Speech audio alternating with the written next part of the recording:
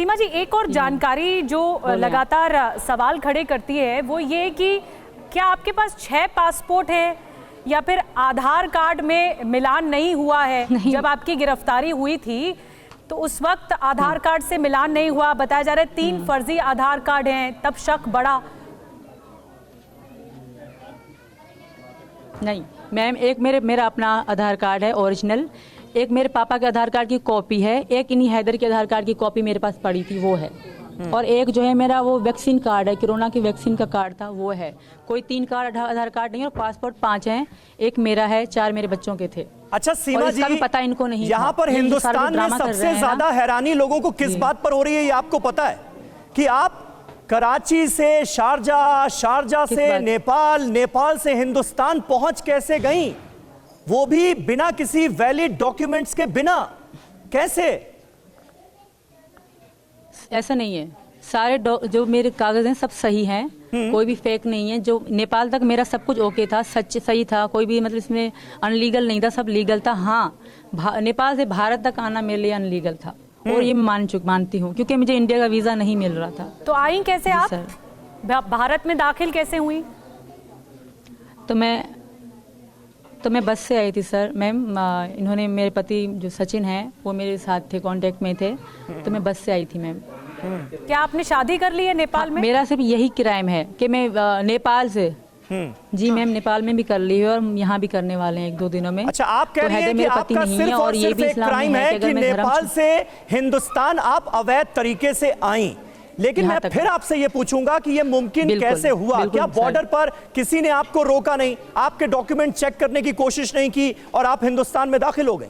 Check रोका था, फिर हम रात में ही वहाँ से बॉर्डर क्रॉस करा था हमने सर। तो उन पूछा था, एक पुलिस ऑफिसर आए थे, तो उन्होंने ज़्यादा नहीं पूछा, जैसे कि नेपाल और भारत के संबंध अच्छे हैं बहुत ज़्यादा, तो ज़्यादा इतनी पूछताछ नहीं होती। तो पहले भी मेरे पति आ चुके हैं वहाँ पे, मुझसे मिलने आए थे सचिन, तो मैं भी आई थी, तो इनसे भी इतनी पूछताछ नहीं की गई थी। हाँ, किसी का कार्ड देख रहे थे, किसी को कह रहे थे बस जाओ, इस तरह मतलब होता है वहाँ पे। तो मुझसे इतनी पूछताछ नहीं की गई सर। मैं फिर भी मुझे डर था। मैंने इनका एड्रेस दिया, ये रबुपुरा का ही एड्रेस दिया, इनका नाम, पापा का नाम बताया। अच्छा। कि मैं उनकी बहू और इनकी पत्नी हूँ। तो फिर मुझसे इतनी पूछताछ नहीं हुई, क्योंकि मेरी बेटियां बीमार हो गई थी, तो इतनी ज्यादा नहीं हुई सर। एक ही ऑफिसर आए थे, रात का समय था सर। जी, आपके पास अपना पासपोर्ट था, आपके बच्चों के पास भी पासपोर्ट था, या वो बिना पासपोर्ट थे?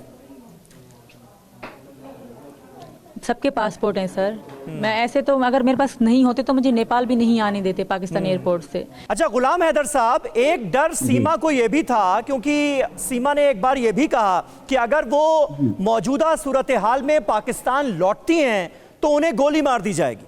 वहां का कानून ये बर्दाश्त नहीं करेगा कि एक पाकिस्तानी लड़की हिंदुस्तान पहुंचकर हिंदू बन गई और हिंदू लड़के के साथ उसने शादी कर ली। सवाल सुना कीजिए सर, क्या वाकई ये खतरा है? इनके पापा जो है वो क्रिमिनल है, कई बार जेल जा चुके हैं। नहीं, मैं हूँ, खतरा कोई नहीं है। मैं वारिस हूँ, मैं सीमा का वारिस हूँ, मैं शोहर हूँ, मेरे 4 बच्चे हैं। सीमा से मैं बहुत प्यार करता हूँ। हैदर साहब, एक बहुत प्योरिटी के साथ, एक बहुत निष्पक्षता के साथ एक सवाल आपसे पूछ रही हूँ, बहुत प्योरिटी के साथ सवाल पूछ रही हूँ। हैदर साहब, अगर आपकी पत्नी सीमा गुलाम हैदर, अगर आपकी पत्नी ये कह रही हैं कि वो किसी से मोहब्बत करती हैं और उनके सेंटिमेंट्स हैं, वो अब आपके साथ नहीं रहना चाहती, तो क्या आप इसे स्वीकार नहीं करेंगे कि जबरदस्ती करेंगे, जोर जबरदस्ती करेंगे? ऐसा करेंगे आप?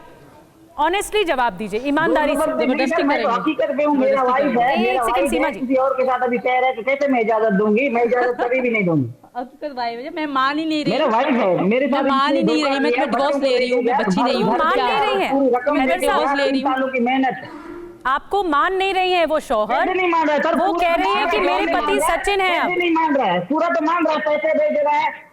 तो अब अगर तलाक दे देती हैं, ठीक है, चलिए थोड़ा सा और निष्पक्षता के साथ बात करते हैं। अगर मोहब्बत करने के बाद, हैदर साहब, मोहब्बत करने के बाद, सचिन से मोहब्बत करने के बाद अब अगर वो आपको तलाक दे देती हैं तो आप दे देंगे तलाक उनको? पागल हो रहा है। मैं नहीं दूंगा तलाक, कैसे मैं दे सकता हूँ? मेरा घर इसने पूरा तबाह किया, बच्चों को लेके आया, ये मेरी घरवाली है, ये थोड़ा अच्छा गुलाम हैदर साहब, आया जाएगा या इसको अच्छी डॉक्टर, गुलाम हैदर साहब मेरी बात सुनो हैदर। अच्छा सुनिए गुलाम हैदर साहब, आप देखिए आपका गुस्सा भी जायज है, आपकी नाराजगी भी जायज है, हम समझते हैं आपकी भावनाओं को, आपके इमोशन को भी, लेकिन मुझे ये बताइए कि हस्बैंड वाइफ का जो रिलेशन होता है वो इस बात पर भी तो टिका होता है कि आपसी रिश्ते में भरोसा हो, प्यार हो, मोहब्बत हो, रजामंदी हो, एक दूसरे के लिए सम्मान हो, रिस्पेक्ट हो। बिल्कुल। वो जब रिश्ते में रहा ही नहीं तो फिर रिश्ता किस काम का? पॉइंट है ये, जबरदस्ती चलाएंगे, डंडा बजाएंगे, इनके पापा, इनके चाचा जो क्रिमिनल हैं, कई बार जेल जा चुके हैं, वो मारेंगे मुझे। अभी तो ये कुछ भी कह रहा है अभी जी, अभी जी बताइए गुलाम हैदर जी, या क्या कह रहे हैं? मारेंगे? नहीं मारेंगे, तेरे को कौन मारेगा? कौन मारेगा तेरे को? लेकिन आप इस तरह की भाषा का इस्तेमाल कर रहे हैं हैदर साहब। मैं कह रहा हूँ कि मेरे बच्चे और मेरी बात सुनिए मैम। नहीं हैदर साहब, जो आपसे मैंने सवाल पूछा था उसका जवाब तो दीजिए। मैंने बात की आपसी भरोसे की, भरोसा ही खत्म हो गया है तो फिर रिश्ता किस काम का? यही सीमा भी कह रही है। भरोसा किसने खत्म किया सर? मैंने खत्म किया, सीमा ने खत्म किया। चलिए उन्होंने ही खत्म कर दिया, अब तो भरोसा नहीं रहा ना, आपसी रिश्ते में ना प्यार रहा, ना मोहब्बत रही, ना विश्वास रहा, ना भरोसा रहा, तो फिर रिश्ते में बचा क्या? ये घर छोड़ा। अभी तो ये कहेगा ना रिश्ते में भरोसा था तो मैं सब कुछ कर रहा था, पैसे दे रहा था, इसको सुकून पे घर बैठे हुए थे, बच्चे तालीम कर रहे थे, मैं तो पूरे भरोसे में था। तो ठीक है सीमा जी से पूछ लेते ना कितना भरोसा बचा है, ये भी रहे थे। सीमा जी आप बता दीजिए कि अब कितना भरोसा बचा है? अगर एक मौका देना आप चाहेंगी इस रिश्ते को तो क्या वापस जाएंगी पाकिस्तान? बिल्कुल भी नहीं जाऊंगी और कोई भरोसा नहीं मैम, इनकी आपको पता नहीं है, मैं रह के आई हूँ तो मैं वही कह रही हूँ, मैं नहीं रह, जब इनके थोड़ा फोन पे इनको डाउट होता था, पूछे ये मुझे कितना जलील करते थे, अगर बगैर बताए मैं थोड़ा कहीं चली जाती थी, इनकी फोन आती थी तो कितनी गंदी गालियां गलोच करते थे और तलाक देने की भी बात करते थे। तो अब जब मैं यहाँ बैठी हूँ तो वापस जाऊंगी तो ये मुझे छोड़ देंगे या आपको बहका रहे हैं? ये समझ रहे हैं कि आप बहक जाओगे, यहाँ की सरकार बहक जाएगी और मैं वापस जाऊंगी, हैदर में मर जाऊंगी, खत्म हो जाऊंगी, वापस तब भी नहीं आऊंगी। देखिए ऐसी भाषा का अगर हैदर साहब आप इस्तेमाल करेंगे पर मैं वापस नहीं आऊंगी, फिर तो इज्जत सम्मान बचता नहीं है। अपनी पत्नी के लिए आप ऐसी भाषा का इस्तेमाल कर रहे हैं और आप कह रहे हैं कि मैंने तलाक नहीं दिया है, मेरे पास वापस आना होगा, इस तरह से ये जोर जबरदस्ती वाली बात थी। आप खुद अपने आप से ईमानदारी से पूछिए कैसी भाषा का इस्तेमाल कर रहे हैं? नहीं है जब मैंने तलाक जी मैंने जब तलाक, अगर मैं इनसे प्यार से मैं इनसे रिक्वेस्ट करती हूँ, हैदर से मैं रिक्वेस्ट करती हूँ जी बाजी, मैं चलो अब ले रही हूँ, चलो तुमने तलाक नहीं दिया तो मैं तुमसे अब तलाक ले रही हूँ बाजी। मैं रिक्वेस्ट करती हूँ हैदर, तुम मुझसे सच्चा प्यार करते हो, पत्नी मानते हो तो मैं तुमसे तलाक ले रही हूँ, मैं तुमसे गुलाम हैदर साहब देखिए सुनिए, गुस्से को नाराजगी को थोड़े देर के लिए परे रख दीजिए। सीमा हैदर आपसे एक रिक्वेस्ट करना चाह रही हैं टीवी 9 के माध्यम से, सुनिए उस रिक्वेस्ट को। सीमा, हमें रिक्वेस्ट करना चाहती हूँ, अगर ये मेरा और मेरे बच्चों का अच्छा फ्यूचर सोचते हैं तो मुझे छोड़ दें या इस तरह की बातें बकवास करना छोड़ दें। जाऊंगी तो मैं अब भी नहीं, इसके बोलने से भी नहीं जाऊंगी। मैं फिर भी रिक्वेस्ट करती हूँ कि मैं, मेरे बच्चे सचिन के घर वालों के साथ बहुत खुश हैं और सचिन मेरे बच्चों को इनसे ज्यादा अच्छा ध्यान रखेगा, इतना भरोसा है। वो कह रहे हैं कि उनके यहाँ का गवर्नमेंट भी हमारे सपोर्ट कर रही है कि आपके बच्चों को अच्छे स्कूल में पढ़ाएंगे। जी बड़ी बात आपने कही सीमा जी। अगर मुझे छोड़ देंगे तो इनका बहुत बहुत बड़ा एहसान होगा। मैं मतलब अगर ये करते हैं तो ये मेरे लिए बहुत महान हो जाएंगे सारी जिंदगी। फिर मैं इनको सलूट करूंगी कि मेरी खुशी के लिए, मेरे बच्चों की खुशी के लिए इन्होंने हमें छोड़ दिया, इन्होंने खुद के लिए मतलब खुद दुख सहा। अगर ये कर सकते हैं, इतना प्यार करते हैं ये हमसे।